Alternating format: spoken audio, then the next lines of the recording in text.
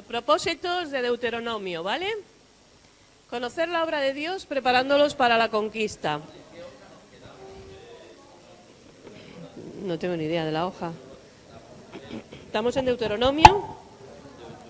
Sí, Deuteronomio. Busca Deuteronomio. Y entonces, esta nueva generación debía conocer y recordar que Dios peleaba por ellos y debía conocer los portentos de Dios por su pueblo en el pasado. O sea, lo que está haciendo aquí el Señor es afianzar al pueblo, como decíamos. El pueblo sale de Egipto después de haber estado en esclavitud, sin estar gobernándose ellos, y ahora tienen que consolidarse como nación. Y todo ese es el proceso que se produce en este periodo.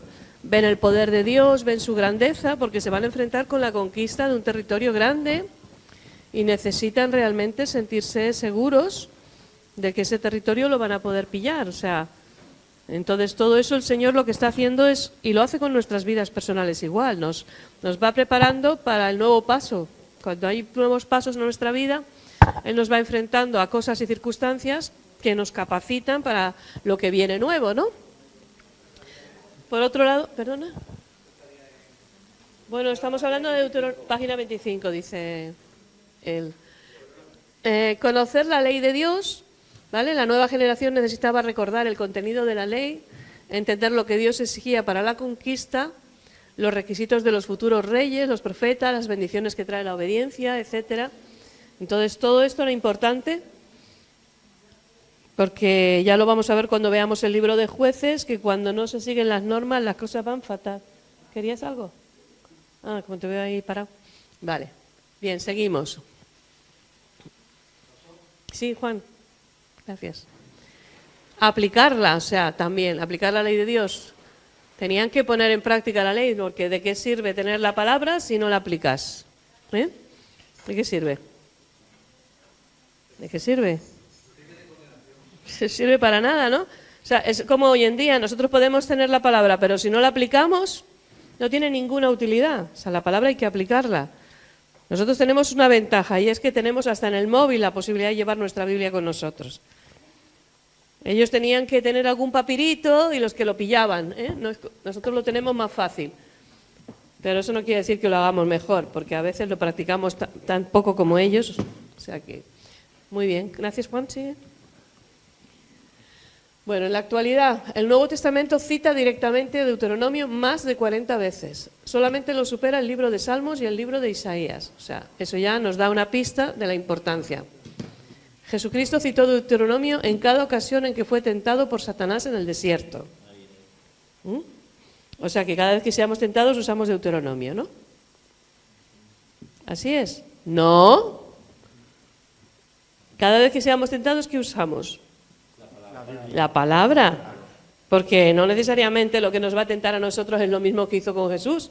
Entonces tenemos que usar aquellas palabras que realmente se refieren a la situación, ¿vale? El libro de Deuteronomio, al igual que los Salmos y que Isaías, revela mucho de los atributos de Dios. Por ejemplo, el Señor es el único Dios. De hecho, ese es el Shema, ¿no? El Señor, tu Dios, el Shema es el Señor, es tu Dios, uno es. Eso se enfatiza a lo largo de la Biblia, pero evidentemente Deuteronomio lo hace. El Señor es un Dios celoso, por tanto peca. ¿Qué quiere decir que Dios es celoso? ¿Qué es celoso? Bueno, pues es celoso de que o sea, es celoso entonces. Entonces solo para Él, ¿no? Es un egoísta de mucho cuidado. ¿Qué quiere decir?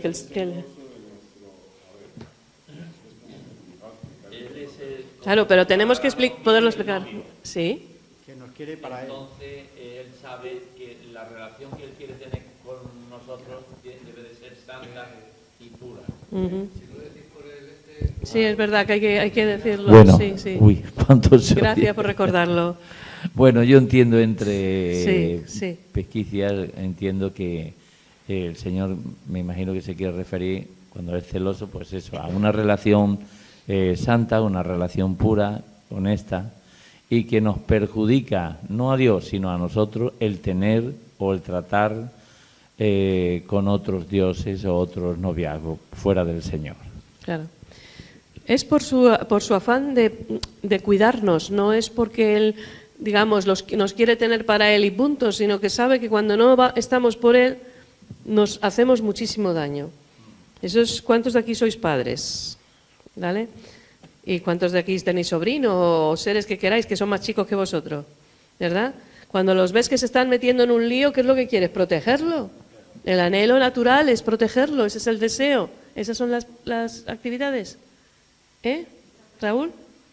¿Son las actividades esas? Vale, gracias. Entonces, sí, la 2. Vale, perfecto. Gracias. Y atrás están los libros que llegaron también. Vale, ¿atrás dónde? En la caja esa que está ahí atrás. Ah, vale, bien. ¿Ya te los han pagado? Entonces, ¿cómo lo arreglo? 13,50 cada libro, vale. Entonces, ¿qué hago? ¿Se los doy a fiado o tú se los cobras y se los das o cómo? Hay 6, o sea que hay 6, uno para cada uno de los niños. Ajá. Y luego me pagan los 13,50. Muy bien. Muy bien. Entonces, ese deseo es el que tiene Dios de cuidarnos, de protegernos, de evitar que nos vayamos por mal camino porque Él sabe lo mal que acabamos. Entonces, sus celos no son por una obsesión de te quiero poseer. Seguro que habéis visto ese anuncio en la tele de si te está controlando todo el rato, es que no te amas y no sé qué, pues ese tipo. Eso no es ese tipo de Dios. Pero evidentemente Él sabe que cuando nos mezclamos con otros acabamos fatal. Y Él la verdad no quiere que acabemos fatal. ¿Vale? Tiene que ver con la idolatría. Lo que pasa es que la idolatría va más allá de ídolos físicos me refiero. Sí. Pero cuando decimos que es un Dios celoso también se refiere a eso, o sea, Él tiene amor por nosotros y no quiere que andemos con otras, digamos, que estemos separados de Él. Pero se refiere también específicamente al tema de no adorar a otros dioses, o no tiene que ver con eso.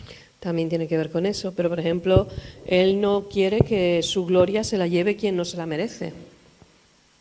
Y tú puedes decir, bueno, entonces es un arrogante que quiere llevarse el reconocimiento. Pero a mí me encanta el libro de Job. Hay un pasaje en el libro de Job, en el capítulo, creo que es el 40, entre el 38 y el 40, que Dios le dice a Job, viste tú de magnificencia, humilla a los altivos, levanta a los caídos, etcétera, etcétera. O sea, haz lo que hago yo y yo te honraré. Entonces a cada cual lo que le corresponde. Y Él merece la honra por lo que hace. Entonces Él quiere recibir la honra por lo que hace. No es que diga, no, yo quiero otra. No, es que a cada cual lo suyo. Como dice en el Nuevo Testamento, al que tributo, tributo, al que honra, honra, ¿no? A cada cual lo suyo. Muy bien. El libro de Deuteronomio también enseña que Él es fiel para siempre. Dios es fiel. Y nos lo dice también el apóstol Pablo, ¿no? Que aunque nosotros le negáramos, Él permanece fiel. O sea, es parte intrínseca de su carácter. Eso no quiere decir que no vaya a actuar en contra de nosotros, no nos vaya a disciplinar, no nos vaya a mandar al infierno, pero Él está ahí cumpliendo su parte siempre. Siempre cumple su parte. Muy bien, seguimos, Juan. Es un Dios de amor. Es un Dios misericordioso, es un Dios que no tolera el pecado, ¿no? El libro nos enseña también que fue Dios quien llamó a Israel para sí mismo. Más de 250 veces Moisés repitió la frase a Israel, el Señor tu Dios. Entonces, ¿es Dios quien ha llamado a ese pueblo? Es una elección divina. Ahora hay gente que dice, ¿y por qué a Israel y no a los demás? A lo mejor os habéis encontrado con gente así, ¿no? Que han hecho ellos que no he hecho yo, que no ha hecho España. ¿Qué le podemos decir? Eso no vale como respuesta. Ah, vale. Ah, vale. Si es no lo sé, bueno, porque así...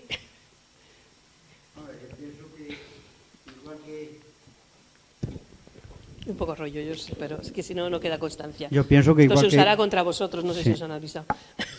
Que igual que escogió a Moisés, sabía que iba a ser fiel. Israel sabía que iba a ser fiel también. Yo Uf. pienso que por eso los cogería, ¿no? Pero Israel no fue fiel. O Bueno. sea, si algo no fue fiel, Israel fue fiel. No fue fiel la mayoría de ellos, pero después los profetas y todo eso salieron del pueblo de Israel. Y el Mesías salía de ahí también. Pero en porcentaje de población no te creas que son mejores que los españoles, ¿eh? O los de cualquier otro país que haya aquí representado.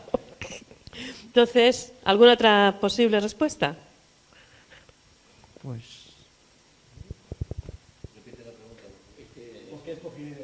¿Por qué Israel y no pues, España, no otro país, no Siria, no? No llega. ¿No llega? A ver. No, pues está al máximo ya. Bueno, cogió al pueblo de Israel por ser uno de los pueblos más débiles, pequeños e insignificantes de la historia.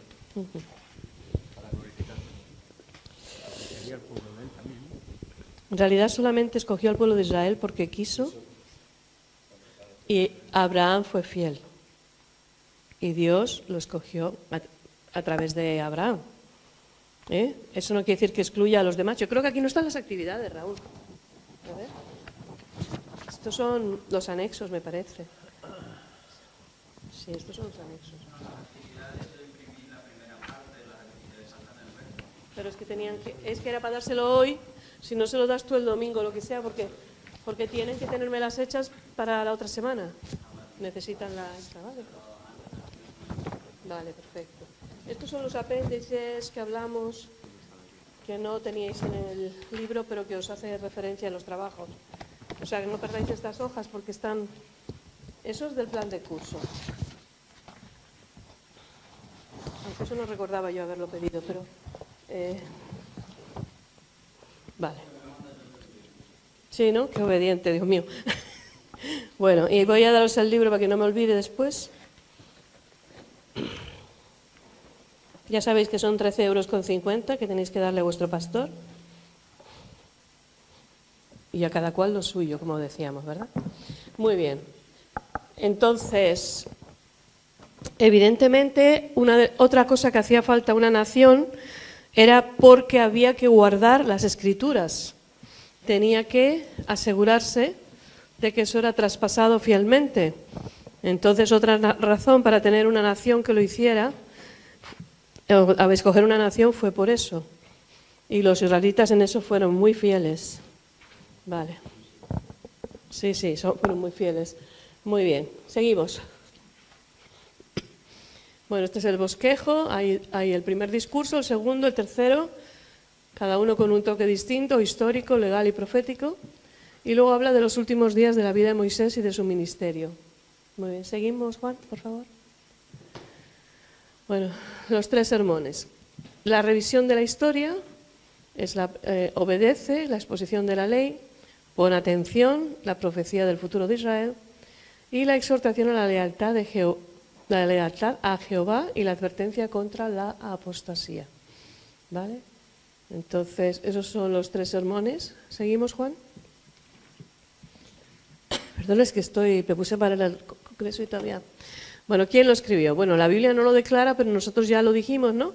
Que había 2 posibilidades y que lo más probable es que Josué fuera el que terminó la parte relativa a la muerte de él, o sea, de Moisés y eso. La otra parte, Moisés, pero que no quiere decir que no le ayudara a alguien. Podía usar un amanuense, ¿verdad?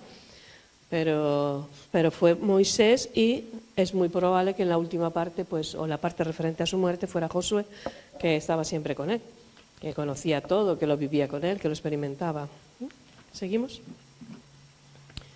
Bueno, ahí tenemos un mapa, otra vez, del viaje. ¿Vale? Muy bien. Desconecta el móvil y conecta con Dios.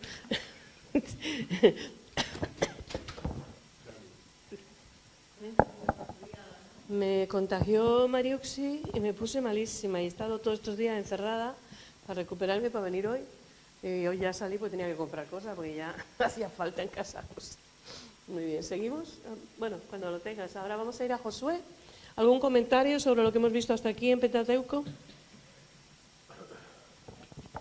Intentad en lo posible leer algunos de los pasajes para que, ¿sabes? Yo sé que a lo mejor no tenéis tiempo para leer los 5 libros que que requieren un poco de tiempo, pero es bueno ir leyendo la escritura a la vez que vamos haciendo esto.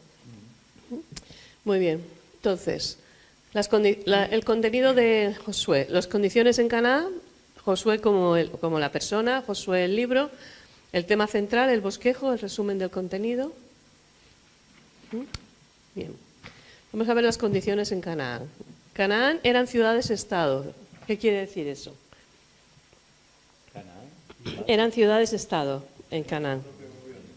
Sí. Exacto. No había, digamos, como España es un reino y somos un montón de provincias que lo formamos. No, allí cada ciudad era todo, era su reino. Bueno, puede que tuviera algo de territorio, pero no necesariamente. ¿Vale? Por eso cuando leemos la Biblia nos encontramos que a lo mejor el rey de Rezín y a lo mejor pues solamente tiene su territorio. Pero a la vez que está ese rey, está el rey del pueblo, de la ciudad del lado y el otro rey de la otra ciudad al lado, etcétera. Como el rey de Sodoma, el rey de Gomorra. Exacto. Varios reyes se juntaron para pelear con no sé quién. Exacto. Entonces, es que eran muchas naciones, pero las naciones consistían, claro, también tenemos que pensar que ni la población era grande ni nada, ¿no? Pero las naciones consistían en eso, una ciudad-estado que tenía un rey normalmente, podía tener un caudillo, pero muchas veces era un rey, y luego hacían alianzas, o no, o se tiraban los trastos a la cabeza, dependía de las circunstancias, ¿vale? Entonces tenían su propio gobierno, su rey, y claro, no es lo mismo cuando conquistas una nación, como España, por ejemplo, que una vez que se somete España, se ha sometido al territorio, ¿no? Que tienes que ir cada zona, cada ciudad-estado, vencerla, cada ciudad-estado, claro. O sea, supone más trabajo, más complicación, ¿verdad? Bien. Bueno, no tanto eso, porque la zona aquella tenía más o menos unas creencias muy parecidas en cuanto a y culturalmente también. Había alguna zona en particular, pero bueno, era una zona de guerra continua, estaban peleándose por su cercanía física, por lo que siempre se pelea la gente, interés de yo mando sobre ti, en fin, lo clásico, porque el ser humano no ha cambiado tanto. Puede ser más alto ahora, pero poco más. Bueno, era una zona propensa a ser invadida por la situación geográfica, muy debilitada por alguna guerra o muy fortalecida por el ejercicio bélico frecuente, dependía. Pero si recordáis cuando habla, por ejemplo, cuando David pecó, ya sé que es más adelante en el tiempo, pero refleja algo que ya existía. En el tiempo que los reyes iban a la guerra, dice, había una época que debía ser la más adecuada, con la temperatura o lo que sea más adecuada, de ir a la guerra. Pero no había internet, no había televisión, entonces había que hacer algo. Era la época de los reyes ir a la guerra, ¿no? Bueno, las ciudades, pues como eran ciudades de Estado independientes, normalmente si podían, si tenían los medios, se amurallaban, se fortalecían, se proveían para las guerras, ¿no? Muy bien. En cuanto a la religión, pues era politeísta, estaba Asera, que era una diosa, estaba él, Baal, por supuesto, dioses cuyo carácter no tenía nada moral. ¿Él era un dios también? Era el nombre de Dios también para algunos de ellos, sí. Él. Bueno, él también es nuestro Dios. Nuestro Dios se llama también él, Elohim. Ah, bueno, ya. Elohim. Sí. No, a ver, lo que pasa es que puedes atribuirle, por ejemplo, si tú hablas a lo mejor con los musulmanes, pueden hablar de Dios, pero el concepto detrás de esa divinidad no es el concepto nuestro. No es el concepto nuestro, es el concepto cananeo, o sea, no es el concepto, perdón, vamos a decirlo bien, no es el concepto judaico o israelita, era el concepto cananeo. Pero vamos, ellos mucho, era Baal, era Sera, luego también Quemos, etcétera. Hay varios que menciona la Biblia, no menciona a todos porque tenían muchísimos dioses, muchos relacionados, como pasaba un poco en Egipto, con las épocas del año, con las circunstancias de la cosecha, etcétera. Unos dioses se ocupaban de un área, otros... Si habéis estudiado cuando erais más chavales, los griegos, los dioses griegos era un poco de lo mismo. Tenías la diosa de la caza, qué sé yo, y todo eso, ¿no? Pues esto no era muy diferente. Moloch, al que se hacían sacrificios humanos, había culto a los animales. Por eso Dios hace una serie de... Vamos a leer Bueno, es que es muy largo ese. Vamos a leer Josué 6, 20 y 21. Por cierto, hay un pendrive aquí, ¿lo sabéis? Raúl, sí, sabes, ¿no? Vale. Sí. Sí, por favor.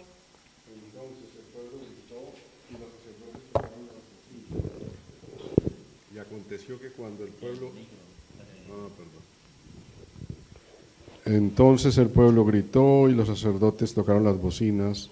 Y aconteció que cuando el pueblo hubo oído el sonido de la bocina, gritó con gran vocerío, y el muro se derrumbó. El pueblo subió luego a la ciudad, cada uno derecho hacia adelante, y la tomaron. Y destruyeron a filo de espada todo lo que en la ciudad había, hombres y mujeres, jóvenes y viejos, hasta los bueyes, las ovejas y los asnos. Claro, cuando uno lee esto por primera vez, sobre todo si tienes un concepto de un Dios perdonador y un Dios de amor, y te has olvidado del Dios de justicia, te puede parecer una salvajada, porque no dejaban a títere con cabeza. O sea, había sitios donde les decía que podían dejar los animales, pero había sitios donde no, ni siquiera los animales. Entonces, con eso Dios estaba haciendo ¿qué?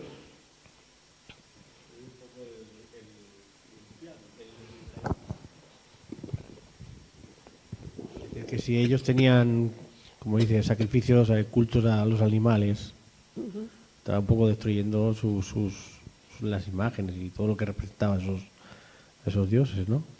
Ok, eso sí, puede ser una parte. ¿Qué más?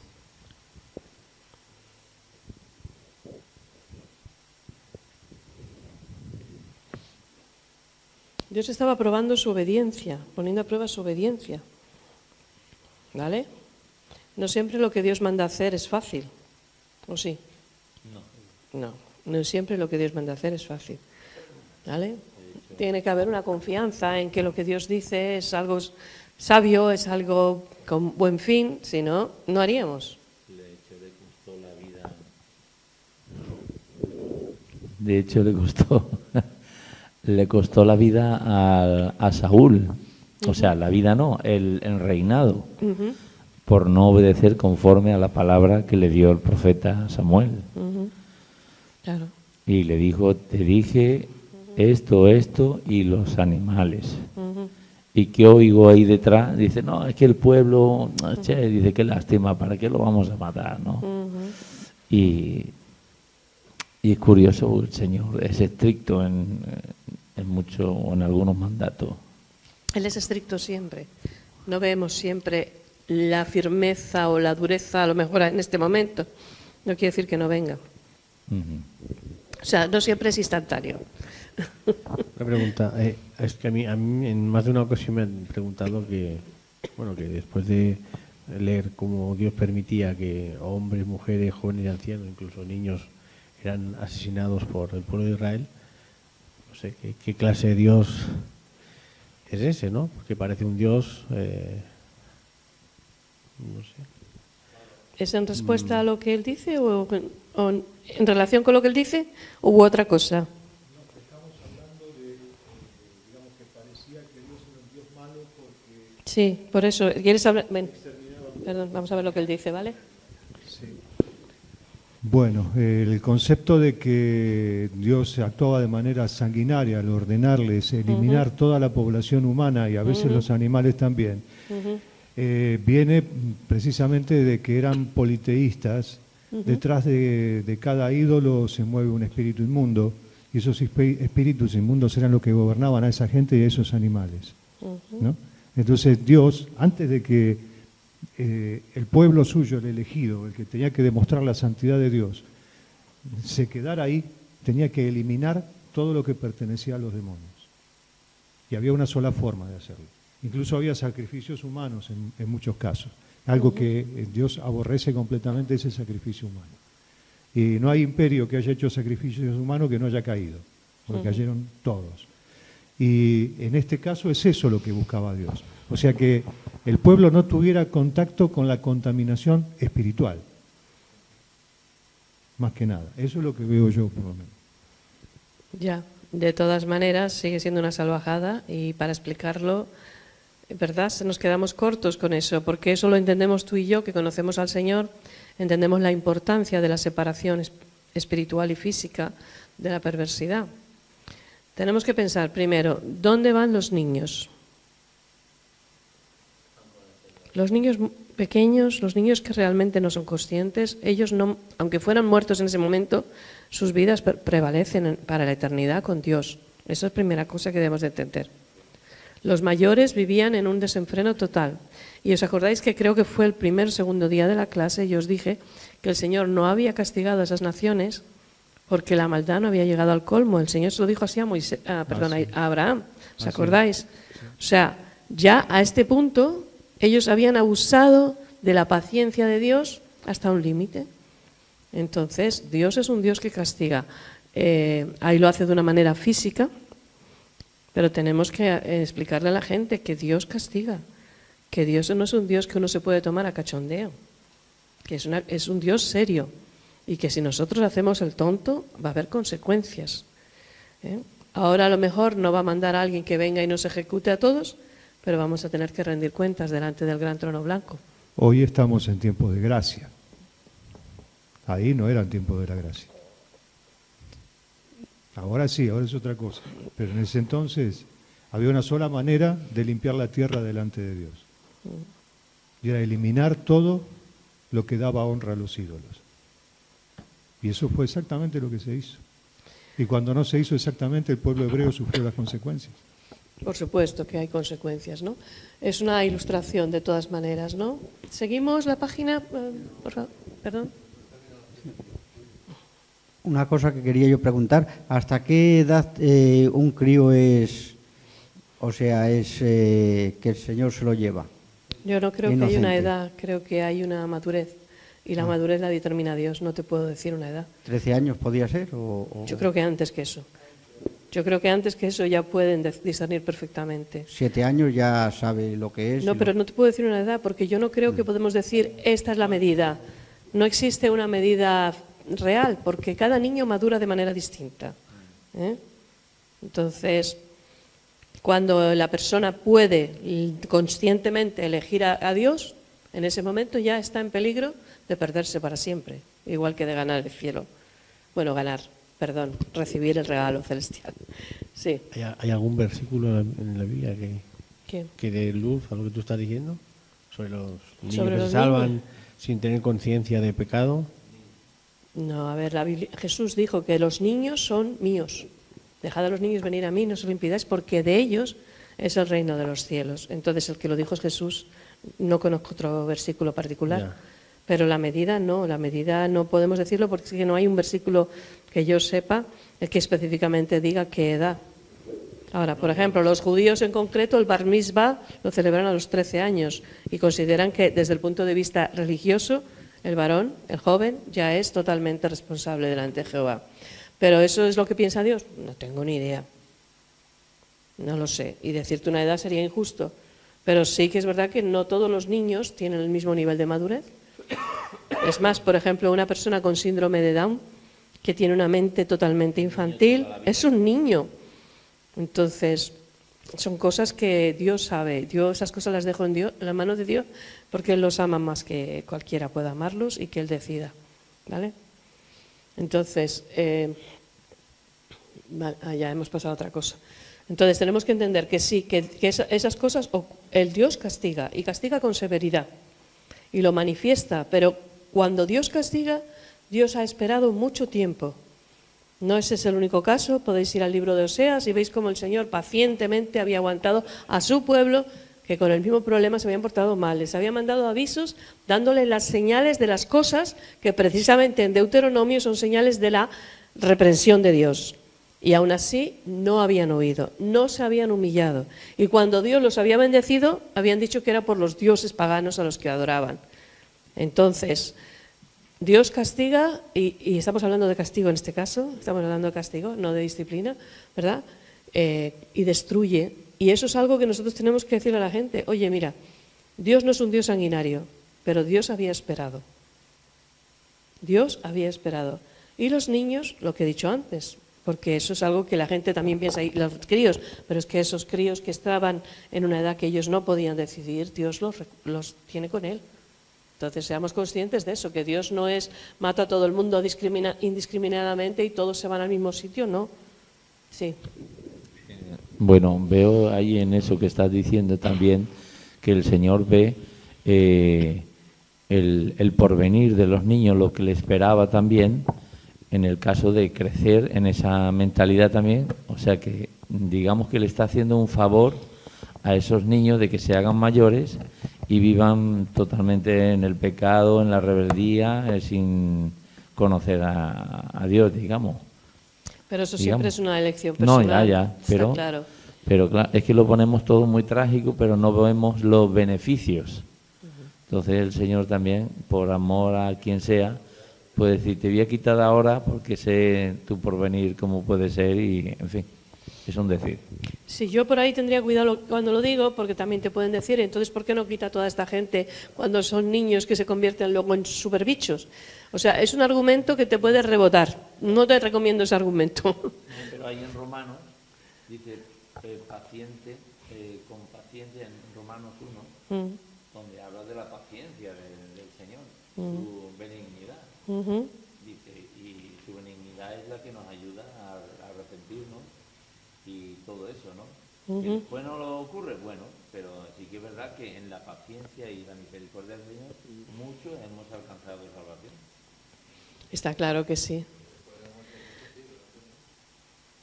No, también antes. A ver, la salvación ha existido siempre. Nadie que vaya al cielo va a ir si no es por la obra de Cristo. Eso que quede claro, viviera en el Antiguo Testamento o en el Nuevo Testamento.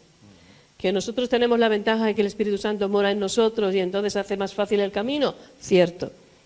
Pero es solo por la obra de Cristo que entra la gente al cielo, en el Antiguo y en el Nuevo Testamento. Bueno, el nombre original de Josué es Oseas, que es lo mismo que Josué, y que significa es salvación, o realmente Jehová es salvación. Cuando termina en as, el nombre en castellano, los nombres de la Biblia normalmente que acaban en as, es que la última parte es ja, J-A-H, ¿vale?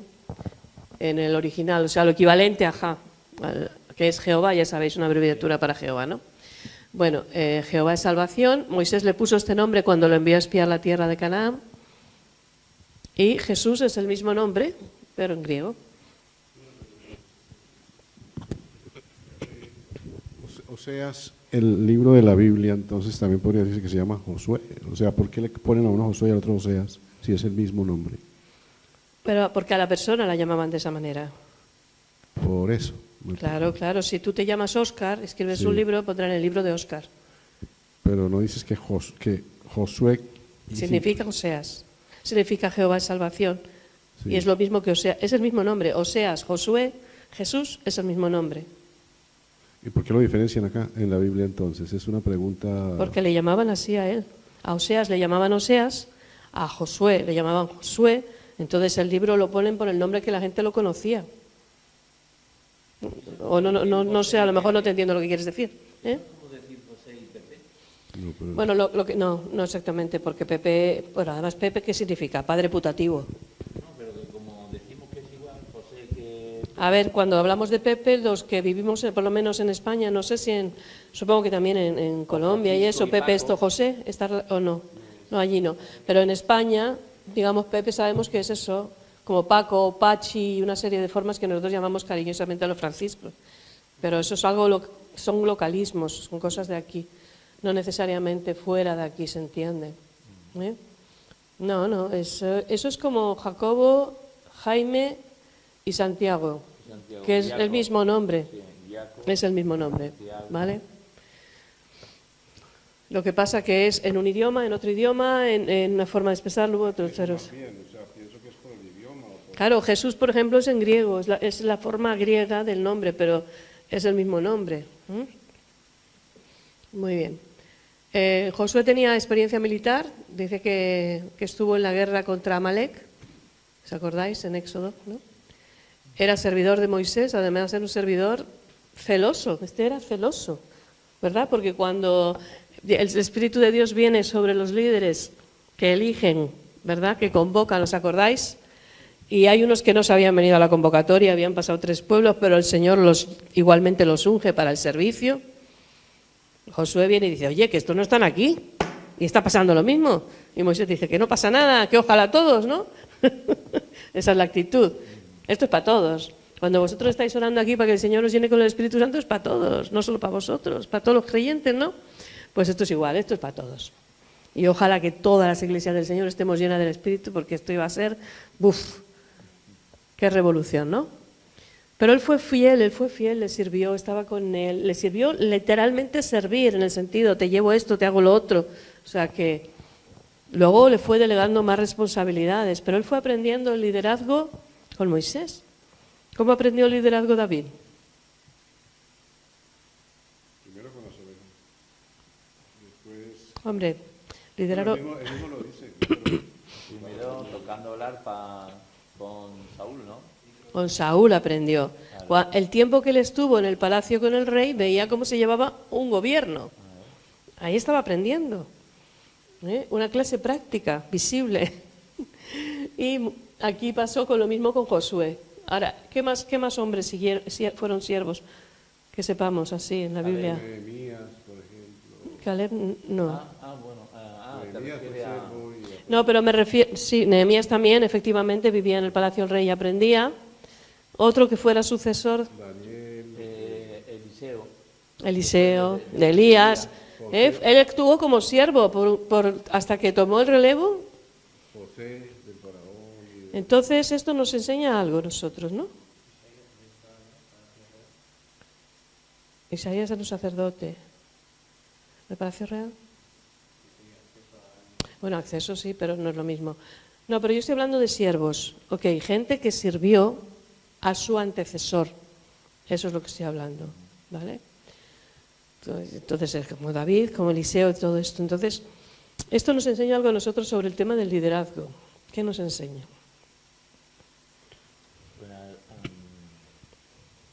Primero hay que ejercitarse en el liderazgo.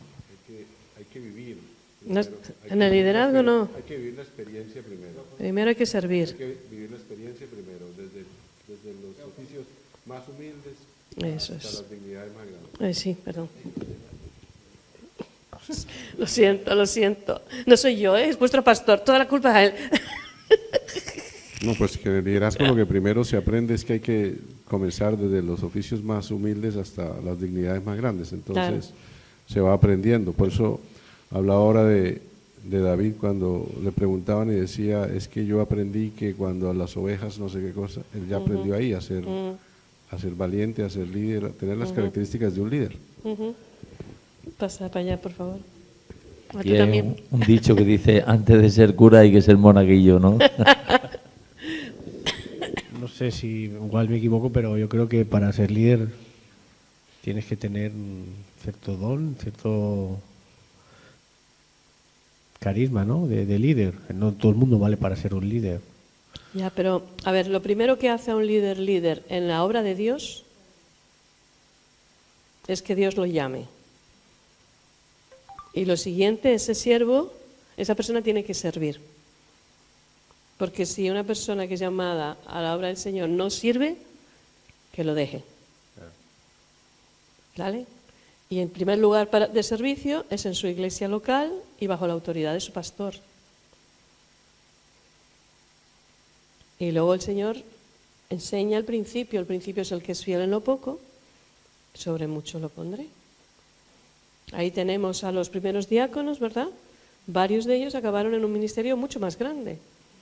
Ellos fueron fieles en hacer ¿qué? ¿Qué hacían? Servir las mesas, asegurarse que las viudas estuvieran atendidas y que no hubiera entre ellas follones porque le habían dado más a la otra que a mí. No es un trabajo fácil. No es un trabajo fácil. Exactamente. Pero luego Dios los levanta y ahí tenemos a Esteban, primer mártir de la iglesia, predicador, ¿verdad? Tenemos a Felipe, que Dios lo levanta, y luego Dios le da encima 4 hijas profetisas, aparte de su ministerio de evangelista, etcétera. O sea, es el principio. Hay gente que quiere empezar siendo jefe. Yo me acuerdo cuando éramos chavales en la iglesia, jóvenes, había un chiquito más joven que yo. Él quería encontrar trabajo, ya hablando del trabajo secular, pero quería hacer un trabajo de jefe cuando no había trabajado en su vida ni tenía la preparación. Y yo decía, cariño, empieza por lo bajo y ya llegarás a eso, ¿no? Sí, exacto. Muchas veces queremos ya ser el que manda, ahí sabemos cómo hacer todas las cosas, hasta que nos encontramos en el puesto del otro y decimos, madre mía.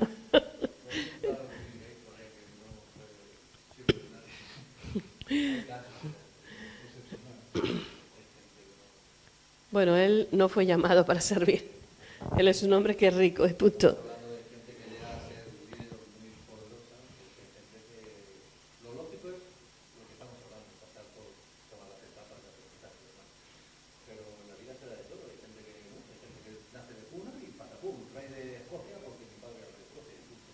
Sí, pero aún así, por ejemplo, a nivel rey, a ver, yo no puedo ir a Escocia porque no sé lo que podrían hacer allí. Pero el rey de España yo sé que ha tenido que ir a más academias militares, a más universidades y aprender más idiomas, que ya pocos chavales querrían seguir esa carrera. Vamos.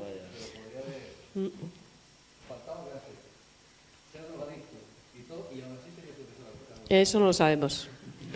Muy bien, entonces... Bueno, bueno.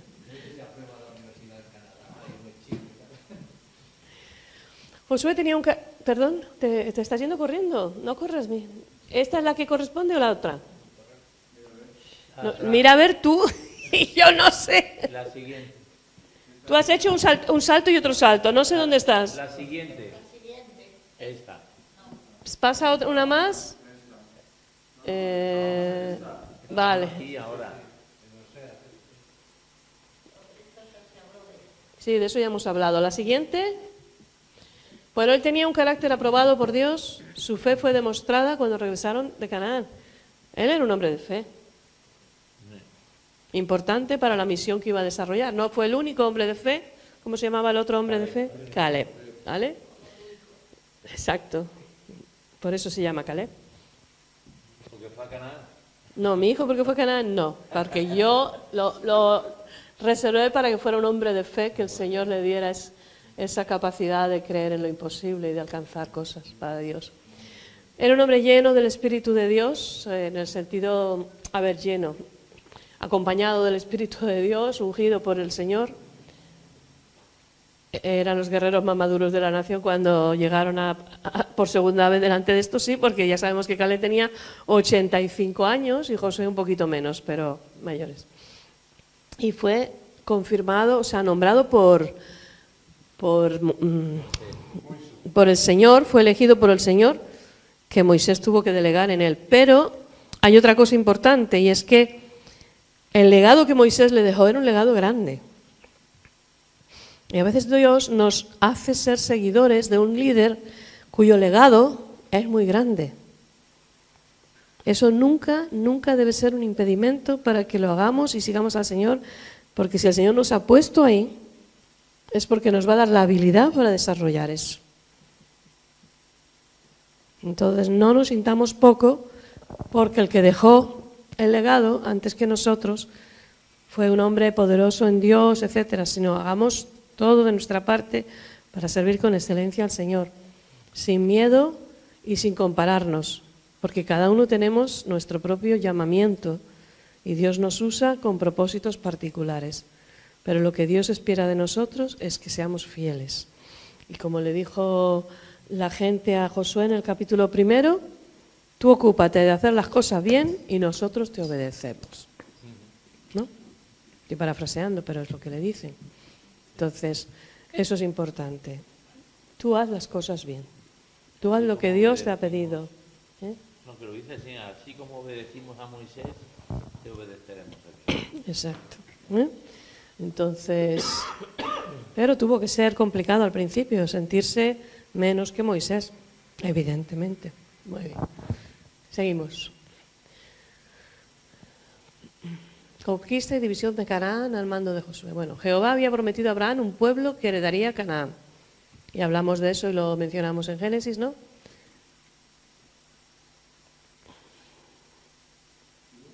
Sí, sí. Moisés saca al pueblo de Egipto. En Números 14 Dios sentencia al pueblo, ¿verdad?, a pasar esos años en el desierto, y solo Josué y Caleb iban a entrar, de los que eran mayores de 20 años. Y ahora toca entrar. Josué podría haber dicho, oye, que ya soy mayorcito, oye, que me estás dando una tareita que... No. Bien, el libro cubre unos 25 años, desde la entrada a Canaán hasta que muere Josué. Este es el bosquejo del libro, la entrada, las campañas y la repartición de la tierra. ¿Seguimos? ¿Seguimos? Bueno, primero empiezan por enviar los 2 espías, y aquí es donde tenemos una mujer que va a entrar en el linaje del Mesías. Rahab, con la profesión más antigua del mundo. Un sitio perfecto para que entraran ellos disimuladamente, lógicamente, eran varones, iba a quedar más discreto.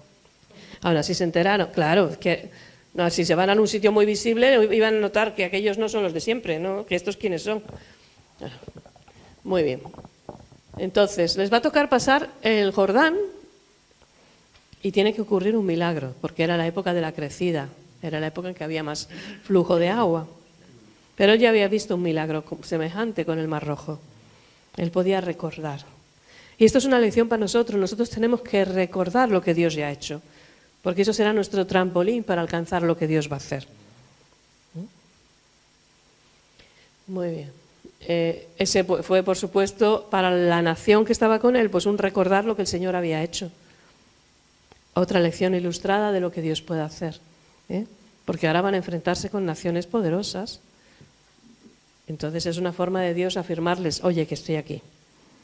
Podían haber ido en una época que la crecida del río fuera pequeña, que hubiera poca agua. Pero al Señor le gustan las cosas en las que la gloria es para Él. Porque si no, enseguida se la atribuimos a cualquier otro. Sí. La tierra prometida por Dios y elegida era Canaán, ¿no? Sí. Muy bien. Muy bien. También Dios quería engrandecer a Josué, que se viera que estaba con él. Era una forma de afirmar eso, ¿verdad? Y traer terror a las naciones, porque las naciones se iban a enterar. Porque aunque no había internet, la información llegaba. De hecho, Rahab le cuenta todo lo que había pasado cuando ellos habían salido de Egipto. O sea, sabían que eran un pueblo grande, un pueblo que tenía un Dios importante. Es por eso que Rahab dice, por favor, sálvame a mí y a mi familia, respetad nuestras vidas, ¿no? Porque ella sabía, la prostituta sabía, que el Dios que ellos servían era un Dios grande, más grande que lo que ellos tenían. Porque si ella hubiera creído en sus dioses, no hubiera aceptado que los otros podían tenerle algo y pudieran protegerle. Así que eso nos está hablando de ella, del carácter de ella, de la clase de persona que era. Una persona que realmente, aun siendo prostituta, creía que el Dios de ellos era Dios y que sí que podía hacer cosas grandes. Claro, como era una prostituta, recibiría a mucha gente que le contaría muchas cosas. Y ella, su fe en el proceso, se había ido consolidando en creer que ese Dios era un Dios que podía hacer cosas. Muy bien. ¿Seguimos? Acampan en Gilgal, a 5 kilómetros al oeste del Jordán, y allí ocurren 4 cosas. Una, celebran la circuncisión, porque como hablábamos el otro día, no lo habían hecho en el desierto. Vale. Celebran la Pascua, porque se ve que era la fecha de la Pascua, que era... ¿Cuándo era la Pascua? Exacto, en la Semana Santa. La Pascua de ellos coincide con más o menos la Semana Santa nuestra, a menos que el Papa ahora haga sus cambios y tal, que estaban hablando de eso, ¿no? Bueno, cesó el maná. Una vez que entraron en la tierra donde había frutos y había cosechas y había cosas, ya no necesitaban esa provisión del maná. Ahora tendrían que currar la tierra y sacarlo de ahí. Y se le aparece el príncipe de Jehová. Moisés había visto a Jehová en lo alto de la montaña. Ahora el Señor se manifiesta a Josué. Y le dice, yo vengo como príncipe del ejército de Jehová. Muy bien, quita el calzado de tus pies. Ahora es seguro, eso trajo a la memoria de Josué la historia de Moisés, que él la contaría cuando la zarza ardía, ¿verdad? Todo esto era una manera de a él decirle, estoy igual contigo que estaba con Moisés. El Señor afirmando, porque necesitamos que el Señor nos afirme. Y cuando nos pide algo que nos cae grande, con más razón necesitamos que Él nos afirme, ¿no? Y el Señor sabe eso. Muy bien, seguimos. ¿De qué forma se le apareció? Como un soldado, como un hombre del ejército. ¿Visible? Sí, claro. Hombre, si no, no lo ve. Es que si no es visible no lo vemos, porque Dios es espíritu. Sí, pero a Dios el Padre no lo ha visto nadie, pero a Jesús sí, y Jesús es el Padre y es la revelación del Padre. O sea, hay una persona de la divinidad que se ha manifestado en el Antiguo Testamento y en el Nuevo.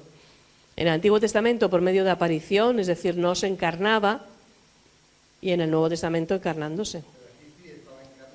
No, encarnar tiene que haber nacido de la mujer y nacer. Otra cosa es visible con un cuerpo, no es lo mismo.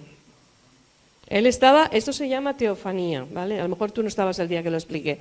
Esto se llama teofanía, que es una aparición de Dios en forma física, porque es que si no aparece en forma física no hay manera de verlo. No podemos verlo porque es espíritu, nosotros no vemos espíritus. Entonces Dios se hace visible para que la persona a la que se le vaya a revelar le vea, no porque tenga un cuerpo. Muy bien, ¿seguimos? La campaña central, bueno, primero van a Jericó, que era una ciudad bien grande, con unos muros bien anchos, tenían 25 metros de anchura, tenía doble fortaleza, o sea, eran una muralla, un hueco y otra muralla, era enorme. Muro ante muro. Luego está la campaña del sur con Gabaón, Gezer y Jerusalén, y la campaña del norte con el mar de Galilea hasta Lais, que luego se llamó Dan, le pusieron por el nombre Dam. ¿Seguimos? ¿Seguimos? Bueno, la repatriación fue hecha por sorteo. Perdón, la repartición. Yo digo repatriación, esto pega. La repartición fue hecha por sorteo, ¿vale? Pero también se tuvieron en cuenta que si eran más grandes las tribus, el territorio era más grande. Aparte de las ciudades designadas para cada tribu, se señalaron 6 ciudades de refugio. ¿Para qué?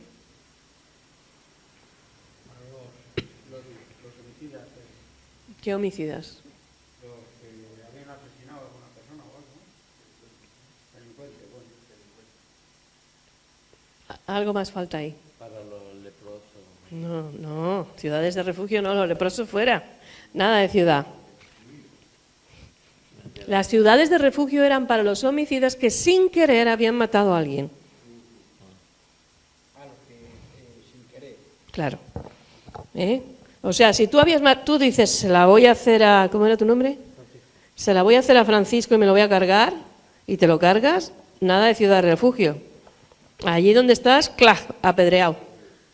Pero tú estás arreglando el tejado de tu casa y de repente se te afloja una teja y le cae en la cabeza y lo mata. Tú nunca habías tenido nada contra Francisco, porque si habías tenido algo, no cuenta.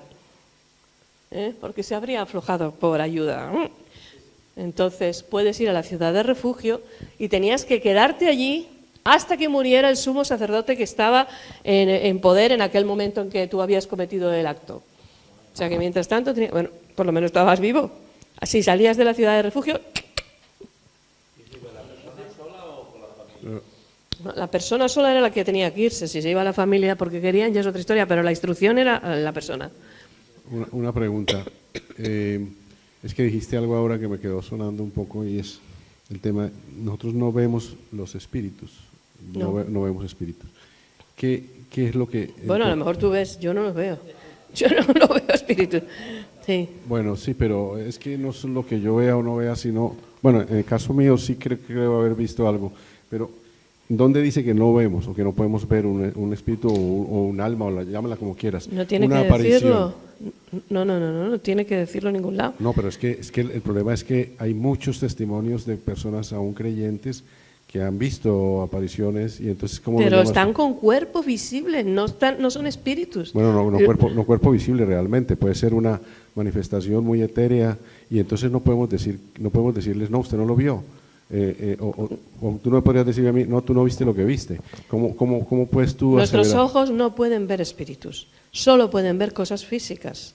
Vete al médico y te dirá, al oculista y te dirá, tú no puedes ver. Tú lo que ves, si ves algo, tiene que ser algo visible. Por eso, Algo que está dentro de la gama de cosas que el ser humano puede ver. Claro, pero no necesariamente tiene que ser un cuerpo. Puede ser una manifestación de algún tipo. Es que eso es lo que no entiendo yo, porque aseveras algo que no está aseverado en ningún lado, no está dicho ni siquiera médicamente, que no puedes ver cosas que, a ver, no sé cómo explicártelo. Es que todos los casos que tú dices, la gente ha visto algo. Por eso te digo, pero es que tú dices... Pero algo no es un espíritu, pero porque el espíritu no se ve. ¿Tú ves el viento? Es que no hablo del espíritu, por eso te dice la claridad, puede que sea, llámalo como quieras, puede que sea entonces es algo visible. Algo visible, que no, digámosle, algo visible no es un espíritu. Digámosle un ente. Entonces, ¿cómo lo podríamos llamar? ¿Un ente, un alma? Una manifestación. Pero de todas maneras, la gente lo que no puede ver es a muertos, ¿vale? Porque la Biblia lo dice, y solamente cuando son muertos que han resucitado, que hacen apariciones, cuando murió Cristo específicamente, que lo cuenta. Si no, a esos muertos no se les puede ver. Satanás, por medio de sus videntes y adivinos, puede invocar a demonios que tomen formas, pero igual toman forma visible de personas que han existido. Porque Satanás es un engañador y toma aspecto visible y te deja ver a ti eso. Pero el espíritu es, como dijo Jesús, es como el viento. No es algo visible, yo no puedo verlo. ¿Puedo ver el efecto del viento? Sí, pero ¿puedo ver el viento? Yo no puedo ver el viento es invisible. Los espíritus son invisibles. Lo que la gente dice que ve son siempre cosas visibles. Siempre son cosas visibles y te la pueden describir, mejor o peor te la describen, y si te lo describen es porque lo han visto, no es un espíritu. Pero que no se ven espíritus, o sea, y las personas que invocan a los espíritus, Dios eso lo condena. Entonces, no, los espíritus no se ven y por tanto a Dios no se le puede ver, y la única forma que Dios pueda ser visto es que Dios se dé a conocer, que se haga visible. Sí. Claro, lo ves, cuando claro, lo ves de una manera total. Espera. Hold on, a minute. Es que este tema es un poco muy abierto. No, tú no ves un espíritu, tú ves una forma física. No llega más, no. A lo mejor puedo hacer eso. Bueno, bien, sí.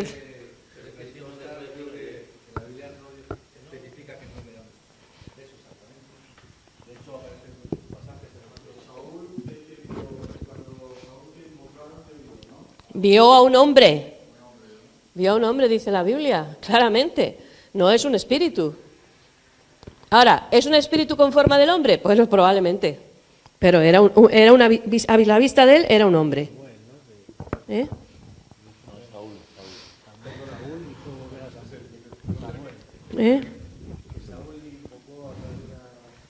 Bueno, la divina invocó y vino Samuel, sí. Bueno, no vino Samuel, yo no creo que viniera Samuel. ¿No será, de pronto yo vuelvo a preguntar el tema porque para mí es interesante y además es de bastante, digamos, permanentemente lo veo en muchos pacientes y en muchas personas que manifiestan cosas como esta? ¿No será más bien que no lo que hablamos es indiferentemente del Espíritu Santo de Dios, que dice que no lo podemos ver, o el Espíritu de Dios, o el Espíritu que viene de Dios? Pero este tipo de espíritus o apariciones, como las quieras llamar, que no son de Dios, sino que son, por ejemplo, demoníacas, o como tú dices, el demonio puede hacer que una persona aparezca de forma visible. ¿No será que este tipo de, entre comillas, espíritus sí son visibles? No hablo del espíritu, sino de espíritus. No. ¿Cómo lo podemos llamar entonces? Para mí es muy interesante el tema de cómo tú lo defines. Como un ente etéreo, como una visión sencillamente. Bueno, a ver, una visión es otra cosa. Una visión es que Dios se revela de una manera visible para que tú lo veas. No hablo de Dios. Disculpa, es que estoy hablando desde hace rato del tema de cuando ves apariciones. ¿Cómo las llamarías tú? Pues apariciones. Y apariciones en muchos casos totalmente demoníacas, a menos que sea de espíritus que mande, o sea, de ángeles, por ejemplo. Cuando ven a los ángeles es lo mismo. Los ángeles son visibles porque toman una forma física. Si no, no son visibles porque son espíritus. Nosotros no podemos. ¿Tú eres médico, que dices que ves muchos pacientes? Sí. Bueno, pues entonces tú sabes que hay cosas que nosotros no podemos percibir. Pasa igual con el oído. no sé de qué especialidad eres tú, pero el oído hay una serie de sonidos, por ejemplo, los perros oyen sonidos que nosotros no podemos oír. Bien, el ser humano no puede ver espíritus, porque el espíritu es algo invisible. Entonces, cuando el espíritu es visible, es una manifestación demoníaca o angelical o de Dios, eso ya varía de la situación. Eso es lo que dijo Jesús, ¿no? Cuando resucitó, ¿no? ¿Qué dijo? No me acuerdo muy bien las palabras, pero dijo, mirad que soy yo, que poned vuestro dedo ahí, tal, Pero espíritu, no. pero él no era un espíritu.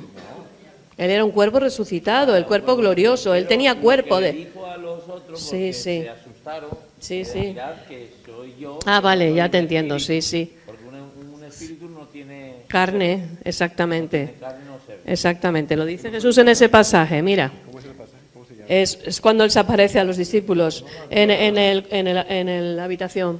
Vale. Muy bien, seguimos porque si no nos vamos a quedar con el espíritu y se nos van 20 minutos ya. Bueno, entonces, ¿ha quedado claro lo de las ciudades de refugio?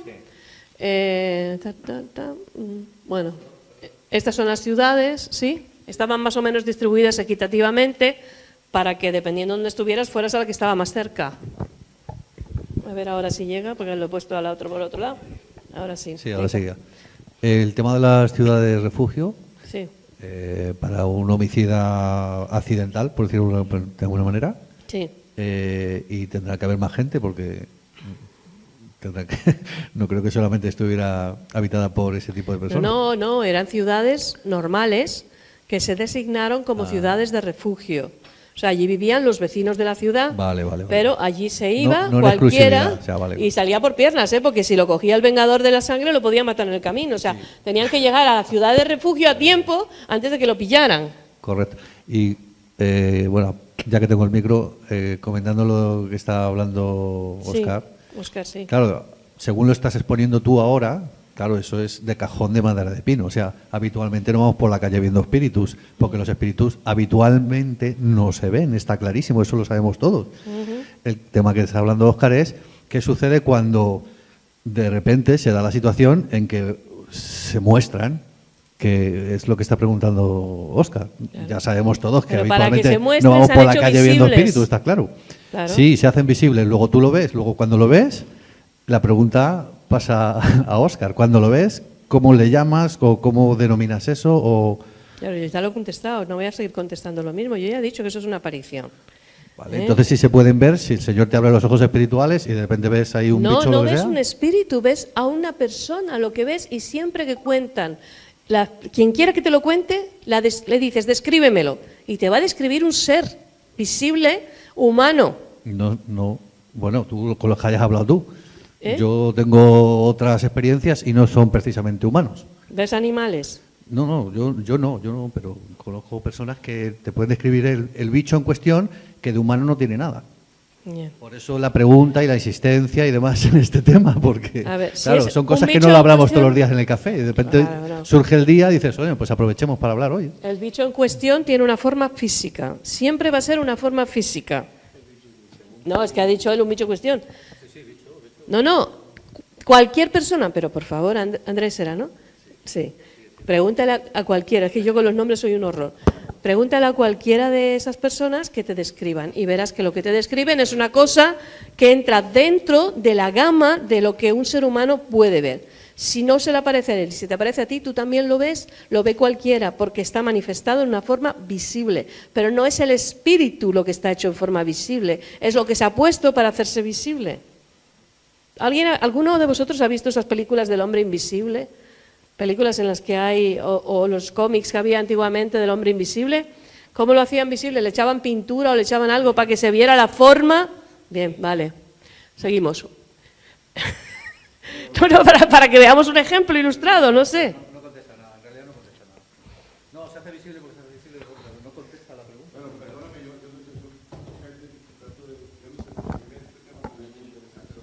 pero sé que no lo debemos tener allí. Última cosa sobre esto, porque es que si no, nos damos Lo que pasa es que y realmente esto no es relevante. hablamos de cosas que a veces nos preguntan y nosotros tenemos que tener alguna respuesta muy clara.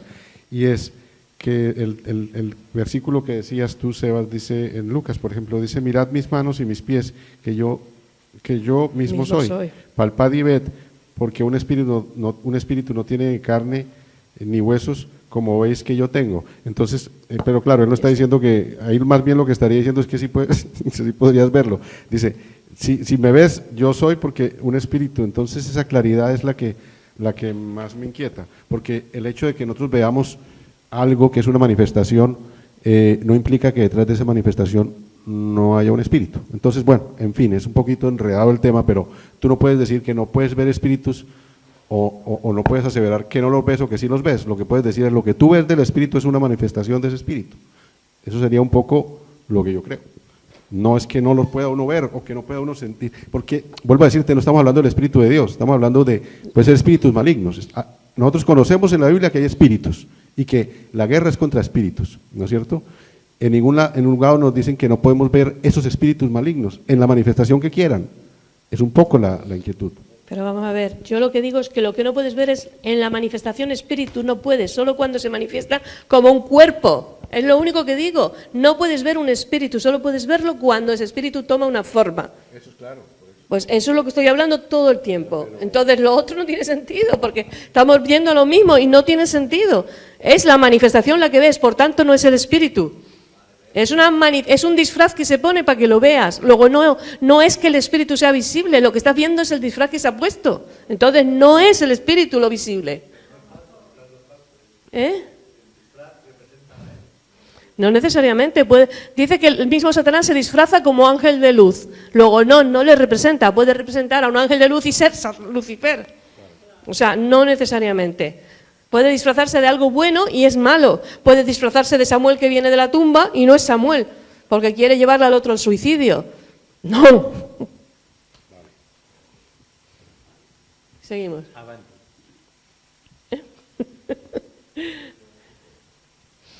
Bueno, para los levitas se asignaron 48 ciudades, ¿verdad? Porque ellos no tenían un territorio específico. ¿Por qué?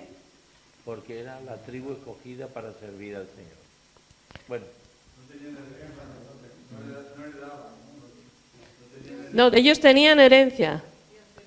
Dios era su herencia, Dios era su herencia, entonces ellos no tenían su herencia propia, pero sí les dan ciudades, porque ellos necesitan vivir y no estaban todos en Jerusalén, ahí en Jerusalén iban por turnos, cuando les tocaba, ¿vale? Y algunos sí que vivieron por ahí, pero el resto estaban fuera. ¿Seguimos?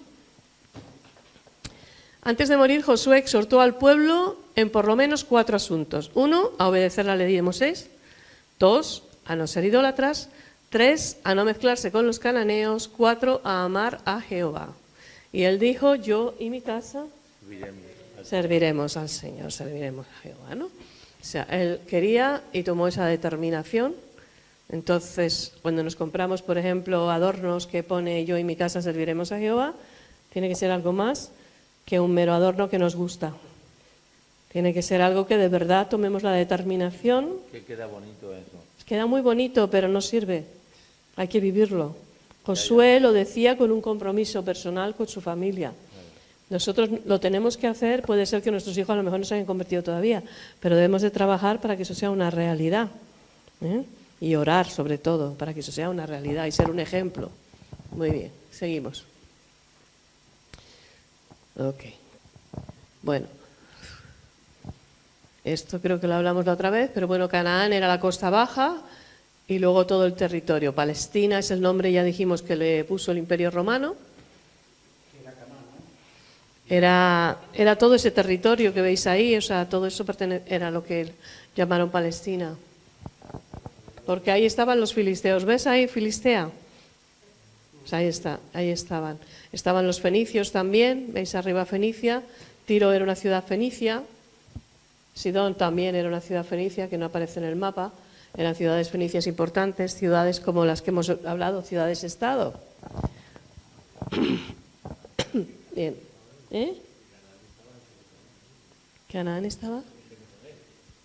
Jerusalén también era parte de todo el territorio y era del territorio que iban a conquistar ellos. Vale, ¿seguimos?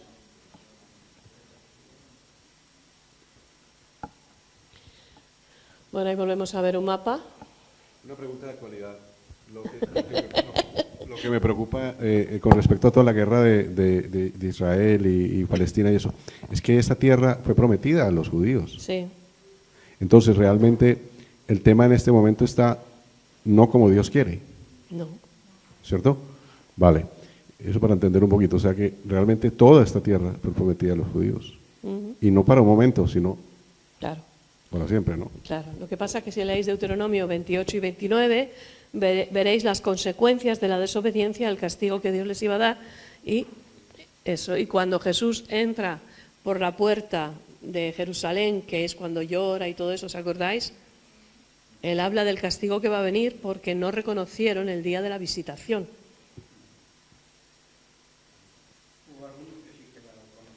Bueno, pero eso se salvaron, pero...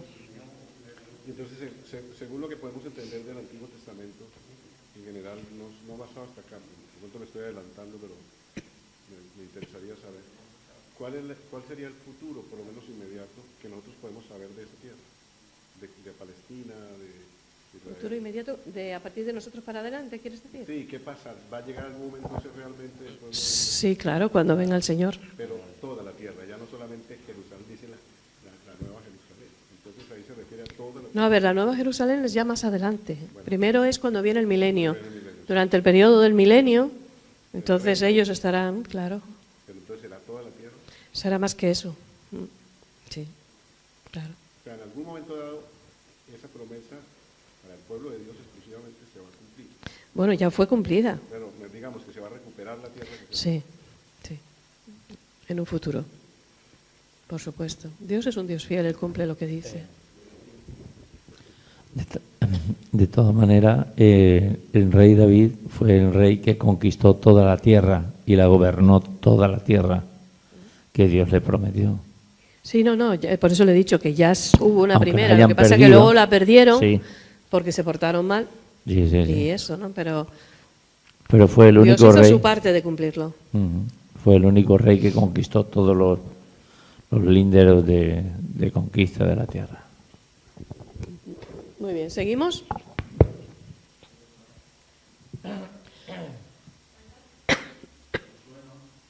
Seguimos con jueces. Tu móvil, capítulo 1. Muy bien. ¿Esto es basura? ¿Eh? No. No. Ok. Es una piedra. Está disimulado ahí. Ah, vale. Tenemos que quitar un Diego.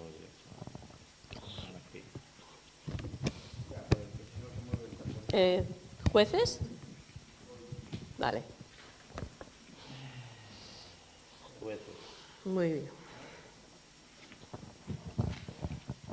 Bueno, es un periodo de transición, ¿verdad?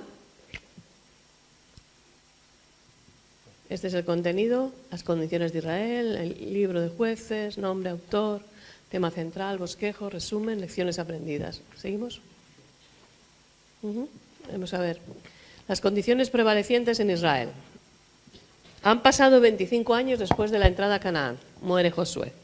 Más o menos el año 1380 a.C., ¿no?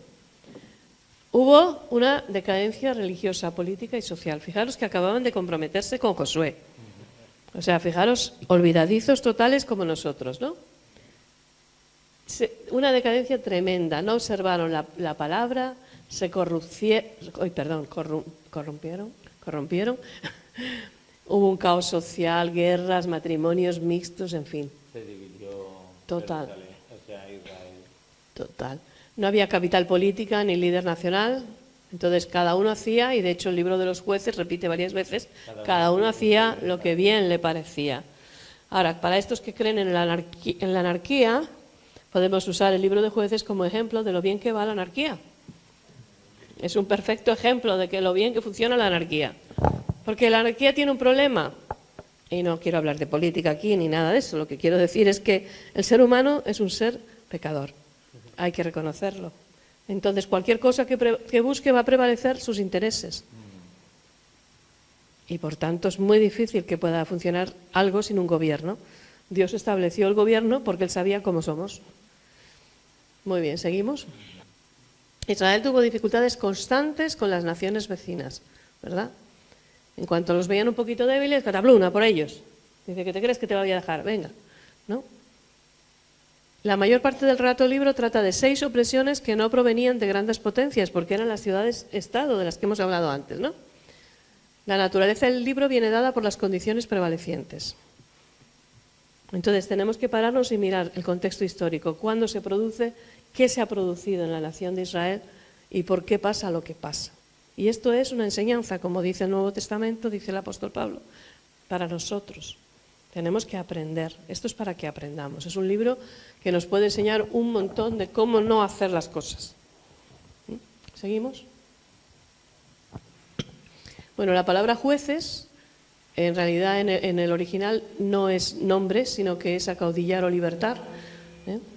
No eran jueces legales, en el sentido que nosotros entendemos jueces. Eran como caudillos, eran como libertadores, cumplían una misión. Eran locales, por eso puede ser que tú veas que hay varios a la vez, es porque uno gobierna a lo mejor en esta tribu, el otro gobierna en este territorio, o sea que no era un juez que gobernaba toda la nación, porque hubiera sido diferente, sino que eran locales, por una zona muy concreta, y ahí es donde mandaban, y mandaban pues cada uno por el tiempo que fuera y que Dios le permitiera vivir, etcétera, ¿no? Entonces, por eso a veces partes estaban en guerra y otras no. No era un puesto hereditario, evidentemente. El relato no es para nada cronológico, porque ya digo, como a veces están a la vez, o sea, no. ¿Seguimos? Bueno, el autor es anónimo porque el libro no lo indica. El Talmud, que ya sabéis que es un libro judío, lo atribuye a Samuel. ¿Sí? ¿Quién elegía a los jueces? Dios. En el libro de Jueces, cuando lo lees, dice que Dios les levantó un juez, Dios les levantó un libertador. No necesariamente. Porque como el pueblo se portaba fatal, o sea, Dios los levantaba cuando el pueblo ya se había humillado, había buscado, plaf, venga, lo levanto. Los siguientes que se portan como perros, pues nada, ahí te aguantas. Otra vez se arrepentían, se portaban mejor, Dios les levantaba un juez. Así andaban. Vale, sí, claro, había veces que no había ningún juez, por eso hacía cada uno lo que bien le parecía. ¿Eh?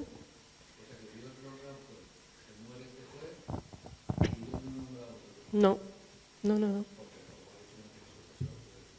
tenía sucesores, no había. Era caótico.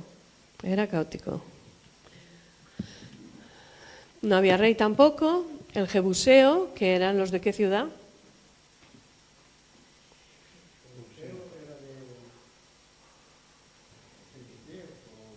Eran de la ciudad de. No, pero estoy preguntando de qué ciudad. ¿De qué? Los jebuseos. Era la ciudad de Jerusalén. Los jebuseos, Jebús, era la ciudad de Jerusalén. Muy bien. Desde el 1380 hasta el 1055, que es el periodo más o menos de los jueces, fue un periodo de 325 años. ¿Vale? ¿Seguimos? Bueno, la desobediencia de Israel. Este es el bosquejo, la historia selecta de las opresiones, el epílogo y tal. ¿Seguimos? ¿Seguimos? Vale. El pueblo en general falló en no sacar a todos los enemigos cananeos que habitaban a todo lo largo, es verdad. Pero hay razones por las cuales no lo hicieron. Algunas las dio Dios, que la comenté yo hace 1 o 2 clases. Y es porque había animales salvajes en la tierra y se quedaban sin población y iban a ir a por ellos. Entonces, el que hubiera algunas personas todavía habitando allí era una protección temporal mientras ellos se afianzaban y crecían y tal. Seguimos.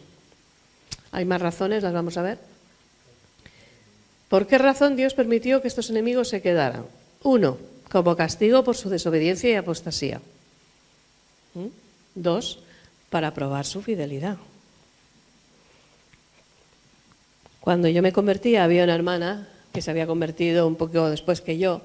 Ella decía que ella se iba a ir a un sitio donde no tuviera problemas con nadie, al monte o lo que sea, y así no iba a tener roces con nadie. Y yo le dije, yo también era jovencita, pero yo entendía muy bien que eso no servía, que uno tiene que rozar y aprender a pedir perdón y a tratar las cosas y a arreglar las cosas. Y no irse y huir no es la solución, porque así no hay ni crecimiento ni nada. Entonces, ¿cómo sé yo si soy fiel si no tengo la oportunidad de ser infiel? Otra razón es para que todo Israel fuese entrenado para la guerra.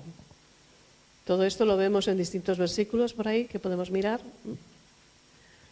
Bien, ¿seguimos? La corrupción social en la época. Pero por un lado había una confusión religiosa increíble. Y tenemos el caso de Micaía, que yo creo que todos los que le hemos leído el libro de Jueces pensamos, madre mía, qué horror, ¿verdad? Él confeccionó su propio altar. Bueno, había robado a su madre, y entonces consideró que el restituir ese dinero era un acto religioso. La madre contrata a un fundidor y les fabrica ídolos. Ahora tiene un altar. Y entonces pues pasa un levita, y un levita, pues los levitas eran del pueblo de los que servían a Dios. Pues ahora, oye, ¿por qué no nos sirves aquí en casa? Y él dice, pues sí, imagínate cómo estaban las cosas. Pues sí, me quedo aquí. Claro, le darían de comer, lo cuidarían, pues muy bien, ¿vale? A pesar de que tenían que ir entonces a Silo, porque el lugar que Dios había establecido en ese momento para la adoración era la población de Silo, ¿no? Ahora, ¿qué pasa? Vienen de la tribu de Dan, roban las imágenes de la casa de Micaía y luego le dicen al levita, chacho, vente con nosotros y vas a estar mejor, somos muchos más, ¿por qué no te vienes? ¿Seguimos? Sí, es que no se ve. Siga la siguiente. Después está la confusión social, ¿vale? ¿Qué pasó? Cuando llegan y vienen a atacarle al levita y ella saca a la concubina, ¿verdad? Y la matan, abusan de ella toda la noche, la matan, y entonces él la parte en trozos y la reparte por la tierra. Una cosa horrible, pero eso te da una idea de cómo estaba la gente de mal. Cómo estaba la gente de mal, ¿no? Confusión política. Se desata una guerra en Israel en contra de una de sus tribus, de Benjamín, que era la que se había negado a entregar a los hombres perversos que habían abusado de la mujer, ¿verdad? Y entonces casi desaparece totalmente la tribu de Benjamín. Además, se habían juramentado que ninguno iba a dar sus hijas para los benjamitas, y ahora tienen un problema, porque no pueden incumplir el juramento. Pero siempre tenemos la alternativa, buscamos cómo hacerlo de una manera a la escondida, ¿no? Y entonces, ¿qué dice? Bueno, pues mira, ¿sabes qué? Cuando la fiesta de esto que salen las mujeres solteras, que ellos las secuestren. Nosotros no las hemos dado. Que ellos las secuestren, que se las lleven, sean sus esposas, y así por lo menos no muere toda la tribu, porque si no se hubiera quedado sin tribu, Benjamín hubiera quedado totalmente destruida.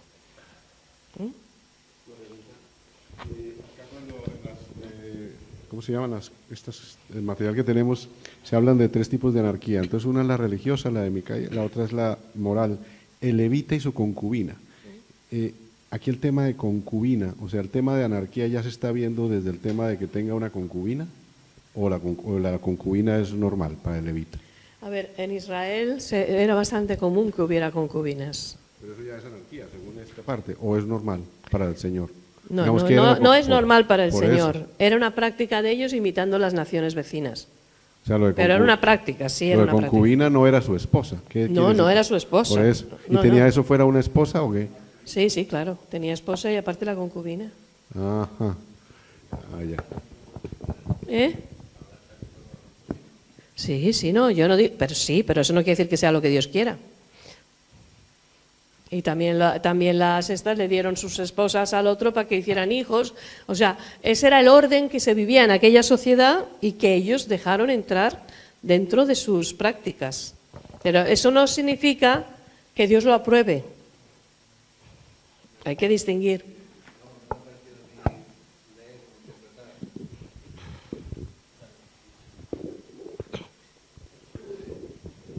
A lo mejor tengo mala memoria, pero no recuerdo haber leído así en ningún sitio como que Dios despreciaba esta práctica o abominaba, o sea, nunca lo corrigió ni dijo nada en contra.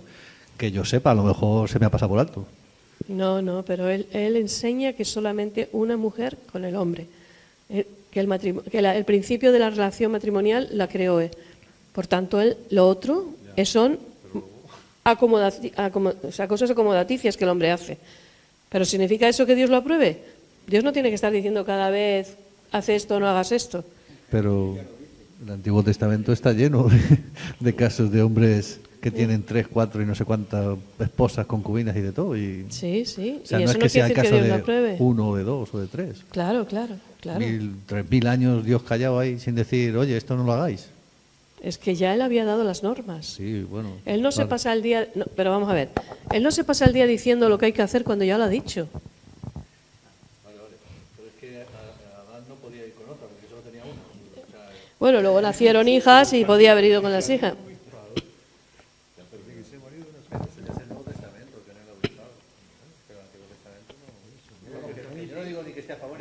No, ya sé que no dices eso. Nunca he oído el capítulo alguno donde diga y Dios se molestó o Dios se entristeció o Dios...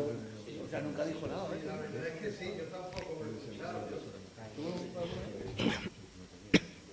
¿Tú algo conoces algún pasaje que diga algo? Sí. Cuando Jesús le habla a los judíos... A ver, José, un momento.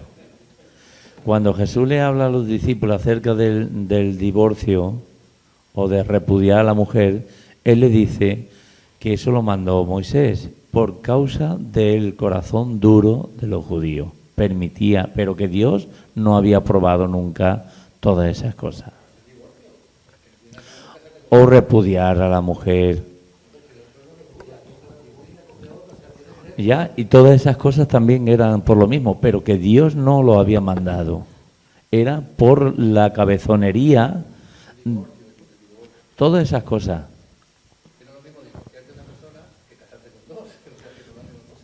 Bueno, pero todo eso... Ya, pero era El principio de Dios es un hombre para una mujer. Ese es el principio de Dios. Y ya está. Después el ser humano hace su propio apaño como le da la gana. Claro. Ese es el principio.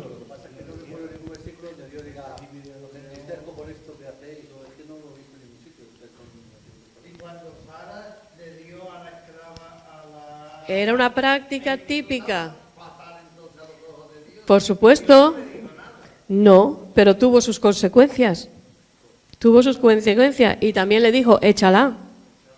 O sea, no es lo que Dios apruebe. Que sí, que sí, que sí. Yo no digo que no lo hayan tenido. Lo que digo es que no es lo que Dios quiere. Y también hay cristianos que mienten. ¿Y Dios lo aprueba? No. Entonces, lo tolera y ya vendrán las repercusiones. Entonces... ¿Perdón? Pero vamos a ver, si un hombre con una mujer no se apaña, ¿cómo va a tener más? Dios mío, si no consigue con una.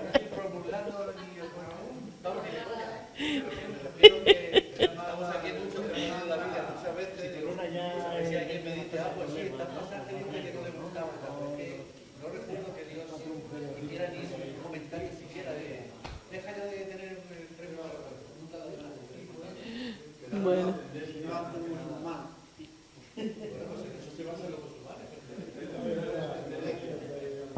Muy bien. Confusión política, ¿no? Como consecuencia de todo ese problema. No sé, ya lo hemos dicho, perdón. Sigue, ya no sé lo que digo. Bueno, en cuanto al carácter de Dios, su santidad y justicia en equilibrio con su misericordia, su fidelidad y verdad en equilibrio con nuestra responsabilidad de obedecerle. Las promesas que Dios dejó por medio de Moisés y Josué eran condicionadas a la obediencia de Israel. Josué es un libro de victoria con obediencia. ¿Seguimos? Jueces es un libro del fracaso sin obediencia. Y en cuanto a la naturaleza humana, vemos el carácter pecaminoso del hombre y lo que sucede cuando el hombre es ley para sí mismo.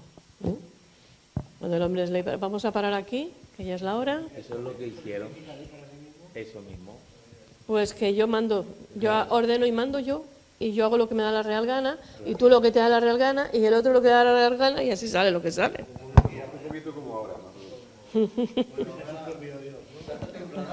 Bueno, su propio Dios o su propio jefe de gobierno. No necesariamente se ponen en el lugar de Dios, pero ellos se erigen en jefes. Yo hago como me da la gana y punto, a mi manera.